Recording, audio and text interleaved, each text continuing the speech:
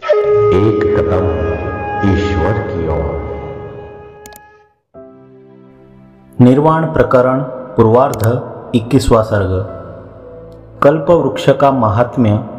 प्रलय में वारुणी आदि धारणाओं द्वारा अपनी स्थिति, ईश्वरीय नियमिका शक्ति और अनेक चित्र विचित्र अर्थों के स्मरण का वर्णन।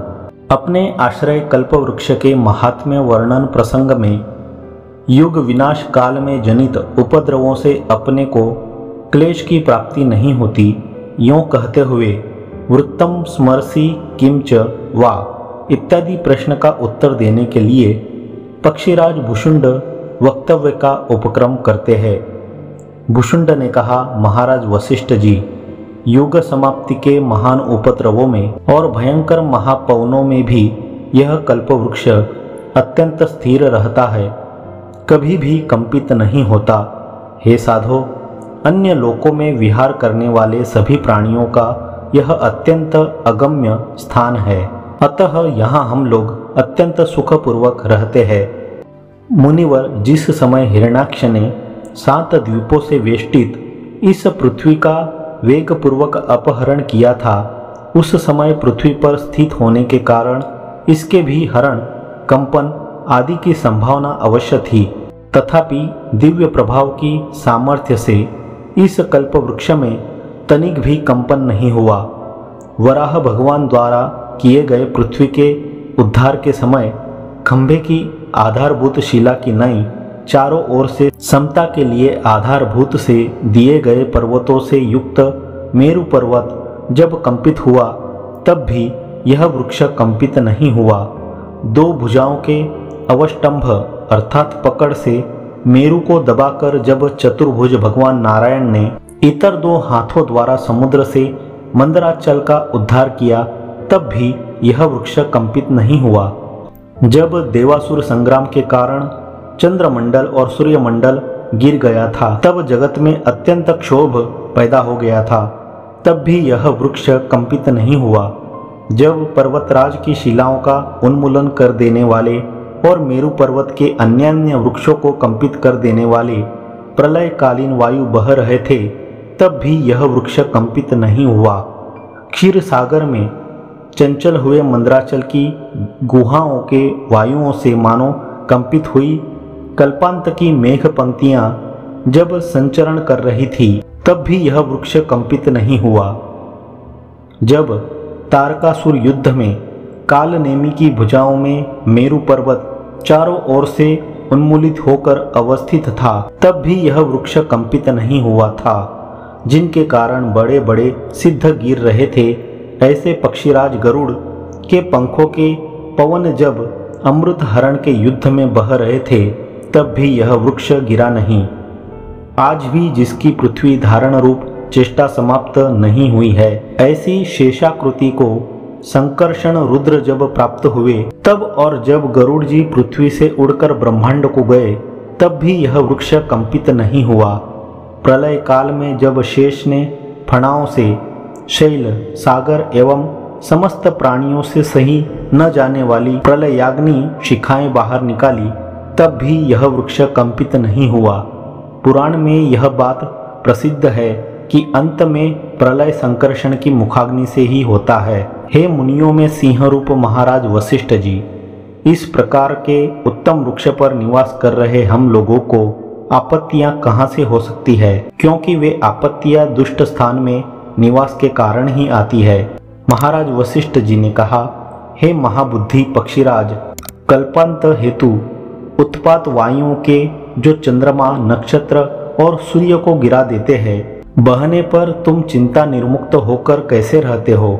क्योंकि उस समय प्रलय होने में भूलोक पर्यंत सबका दाह होने से मेरु, कल्प वृक्ष आदि के कभी भी परित्राण नहीं हो सकता। भुषुंड ने कहा, भगवान, जब सहस्त्र महायुगों के अंत में जगत की अवस्था में व्यवहार गिर जाता है, तब सन्मित्र का परित्याग कर देने वाले कृतघ्न की नाई मैं इस घोंसले का परित्याग कर देता हूँ। उस समय मैं समस्त कल्पनाओं का परित्याग कर और निश्चल स्वभाव वाले अंगों से युक्त होकर एकमात्र आकाश में ही वासना शून्य मन की नाई स्थित रहता हूँ। सामान्यतः कथित आकाश स्थिति का धारणा भेदों से विशेष उल्लेख करते हैं। महाराज वशिष्ठ जी, प्रलय के समय में जब पर्वतों को खंड खंड कर देने वाले 12 आदित्य तपते हैं, तब मैं वरुण संबंधी धारणा बांधकर निश्चिंत होकर स्थित रहता हूँ।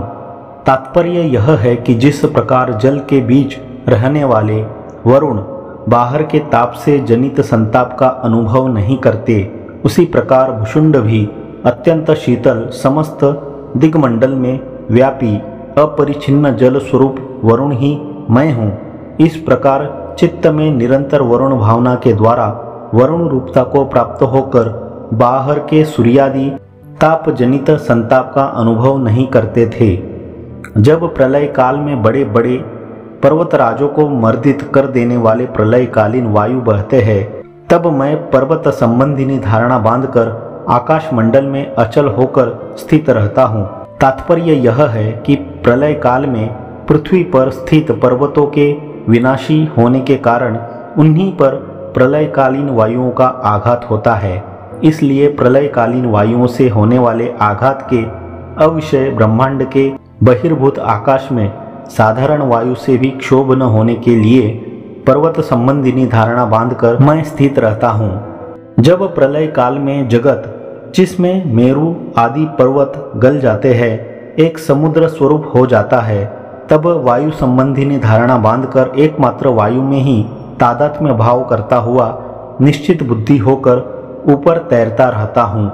उस प्रकार कितने समय तक तैरते रहते हो, इस शंका पर कहते हैं, महाराज, ब्रह्मांड के पार को यानी स्थूल, सूक्ष्म और समष्टि रूप ब्रह्मांड के परम अवधि स्वरूप अव्याकृत को प्राप्त कर समस्त पदार्थों के अंतभूत एवं निर्मल आत्मपद में निश्चलात्मक सुषुप्ति के सदृश एक रस निर्विकल्प समाधि अवस्था से मैं तब तक स्थित रहता हूँ जब तक कमलोद्भव महादेव पुनः अपने सृष्टि कर्म में प्रवृत्त नहीं होते।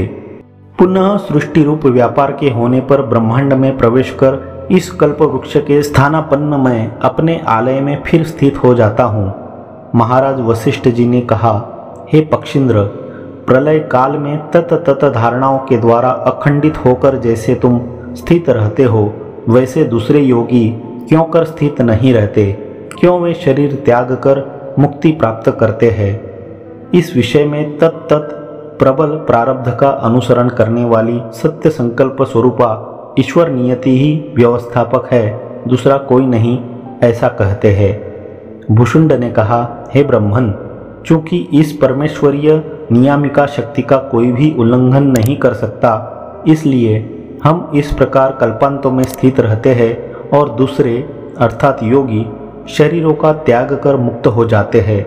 महाराज, जो अवश्य भवितव्यता है उसका बुद्धि से इदम इत्थमेव इस प्रकार अवधारण नहीं कर सकते। जिस तरह के प्रारब्ध से जो जैसा प्राप्त होता है वह वैसा ही रहता है, यह नियति रूप स्वभाव का निश्चय है। प्रत्येक कल्प में इस कल्प वृक्ष के निर्माण में भी भोगजनक अदृष्ट में हेतुभूत मेरा संकल्प ही कारण है, ऐसा कहते हैं। कल्प कल्प में बार बार एकमात्र मेरे संकल्प से ही मेरु पर्वत के इसी शिखर पर इस तरह का यह कल्प वृक्ष उत्पन्न होता है। महाराज वशिष्ठ जी ने कहा, भद्र, तुम्हारी आयु मोक्ष के सदृश अत्यंत अपरिछिन्न है। तुम सुदूर भूतकालीन पदार्थों का निर्देशन करने में सबसे बढ़ चढ़कर हो। तुम मोक्ष हेतु तत्व ज्ञान और लौकिक समस्त शास्त्रादि विज्ञानों से परिपूर्ण हो, धीर हो और तुम्हारे मनोव्यापार आत्मयोग में पर्याप्त रूप से योग्य हो चुके हैं। तुमने तरह तरह की असंख्य सृष्टियों की उत्पत्ति, स्थिति और प्रलय देखे हैं। इसलिए मैं तुमसे पूछता हूँ कि तुम्हारे द्वारा देखे गए जगत मंडल में आश्चर्यकारी किस किस जगत क्रम का तुम स्मरण करते हो? भुषुंड ने कहा, हे श्रेष्ठतर, इस पृथ्वी के विषय में मुझे स्मरण है कि एक समय इसमें शिला और वृक्ष कुछ नहीं थे, तृण लता आदि कुछ भी उत्पन्न नहीं हुए थे। पर्वत अरण्य और भांति भांति के वृक्ष कुछ भी नहीं थे तथा यह पृथ्वी मेरु के नीचे स्थित थी। मुझे भली भांति स्मरण है कि मेरु पर्वत के नीचे यह पृथ्वी 11,000 वर्षों तक भस्मसार के भार से व्याप्त थी। पहले मेरु पर्वत के नीचे पृथ्वी पर न सूर्य उत्पन्न हुआ था, न इसमें चंद्रमंडल का भान ही होता था, और न तो दिवस का हेतुभूत प्रकाश सुमेरु पर्वत के प्रकाश से विभक्त था। इसका भी मुझे भली प्रकार से स्मरण है। सुमेरु पर्वत के रत्नों के तल प्रकाशों से इस पृथ्वी का आधा कोटर प्रकाशित होता था तथा इस पर कहीं कहीं प्रकाश युक्त पर्वत भी विद्यमान थे, इसलिए यह लोकालोक पर्वत के सदृश प्रतीत होती थी। इसका भी ठीक ठीक स्मरण है।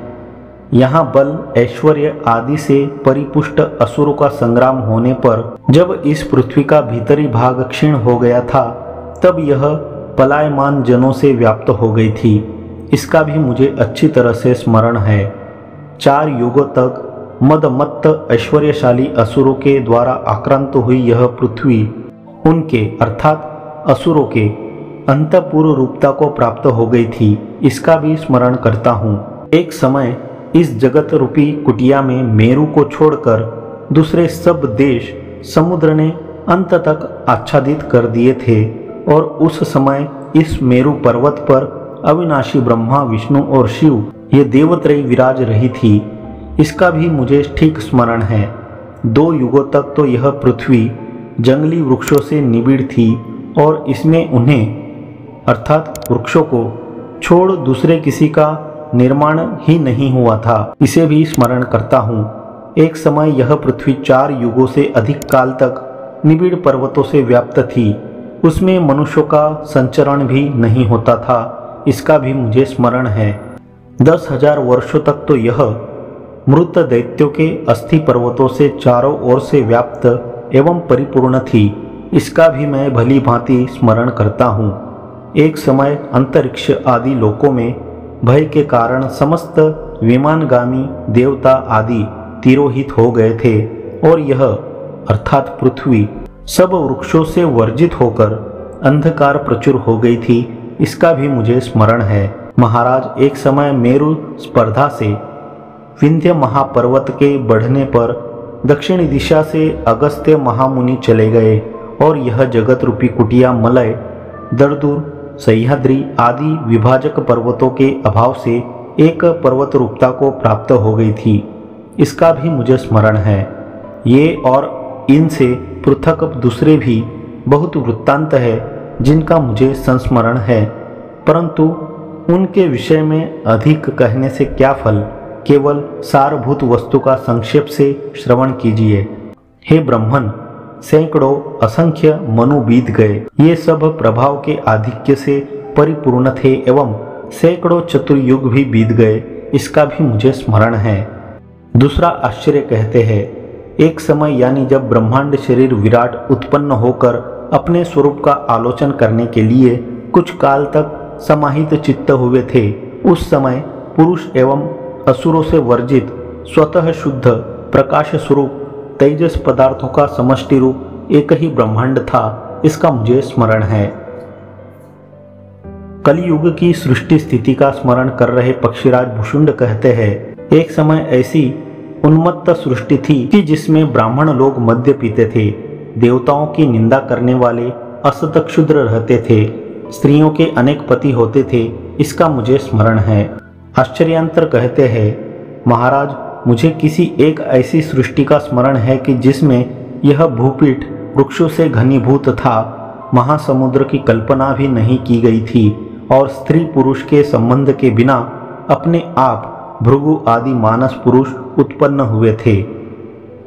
अर्थात समुद्र के सर्जक प्रियव्रत की उत्पत्ति के पहले यह मानस सृष्टि हुई थी, यह प्रसिद्ध है। जल में पृथ्वी के निमग्न हो जाने पर जनलोक आदि प्रकाश प्रचुर लोकों के व्यवहारों से उपलक्षित हुए काल में जो सृष्टि स्थिति थी, उसका स्मरण कर रहे पक्षींद्र भुषुंड कहते हैं, एक समय ऐसी सृष्टि थी जिसमें पर्वत और पृथ्वी का नाम शेष ही नहीं था। देवता और योग सिद्ध पुरुष आकाश में ही रहते थे तथा चंद्र एवं सूर्य के अभाव में भी परिपूर्ण प्रकाश था, इसका मुझे स्मरण है। महाराज, एक समय की सृष्टि में न चंद्र था, न कोई राजा था, न उत्तम, मध्यम एवं अधम का भेद था। सब एक रूप था तथा समस्त दिक् चक्र अंधकार से व्याप्त था, इसका मुझे स्मरण है। इस कल्प के वृत्तांत का तो इस कल्प तक की आयु वाले बहुत से लोगों को स्मरण है, यो प्रपंच कर रहे पक्षीराज भुषुंड कहते हैं। महाराज, पहले सृष्टि के उत्पादन के लिए सृष्टि का संकल्प हुआ, उसके बाद 3 लोकों में द्वीप आदि अवांतर प्रदेशों का विभाग हुआ, उसके बाद 7 कुल पर्वतों के लिए योग्य स्थान की कल्पना हुई, उसके बाद पृथक स्थित हुए जम्बू द्वीप में प्रवेश कर सृष्टा ने ब्राह्मण आदि वर्ण, उनके धर्म एवं उनके लिए योग्य विद्या विशेषों की सृष्टि की। उसके बाद मंडल रूप में पृथ्वी का विभाग किया, तदनंतर नक्षत्र चक्र का उपयोगी संस्थान एवं ध्रुव मंडल का निर्माण किया। मेरी अपेक्षा अत्यंत स्वल्प आयु वाले आपके सदृश इस कल्प के मनुष्य भी इन सब का स्मरण कर सकते हैं। उसके बाद चंद्रमा और सूर्य का निर्माण हुआ, तदनंतर इंद्र एवं उपेंद्र की व्यवस्था हुई। बाद में हिरण्याक्ष ने पृथ्वी का अपहरण किया, बाद में उसका वराह रूपधारी भगवान ने उद्धार किया। बाद में देव, दानव, मनुष्य आदि प्रत्येक में राजाओं की कल्पना की गई। पश्चात मत्स्य रूप ग्रहण कर भगवान वेद लाए, मंद्राचल का उन्मूलन किया गया, अमृत के लिए क्षीर सागर का मंथन हुआ। बाद में अजात पक्ष, गरुड़ और समुद्रों की उत्पत्ति हुई इत्यादि स्वल्प अतीत जगत क्रम की जो स्मृतियां हैं, उनका मेरी अपेक्षा अल्प आयु वाले वर्तमान काल में उत्पन्न आपके सदृश प्राणी भी स्मरण करते हैं, इसलिए उनमें आदर ही क्या। कल्पांतरों में अपने द्वारा देखे गए अन्यान्य आश्चर्यों का कथन करते हुए तत्ववेत्ता भुषुंड जी प्रकृत विषय का उपसंहार करते हैं। दीर्घ जीविता को प्राप्त हुए मैंने किसी समय यह रहस्य देखा, इस कल्प में प्रसिद्ध गरुड़ वाहन श्री विष्णु हंस वाहन चतुर्मुख ब्रह्मा बनकर देव, दैत्य आदि की सृष्टि रूप कार्य का संपादन करते थे। हंस वाहन ब्रह्मा जी वृषभ वाहन रुद्र बनकर संहार करते थे तथा वृषभ वाहन महादेव जी विष्णु शरीर बनकर सृष्टि का पालन करते थे। 21वां सर्ग समाप्त।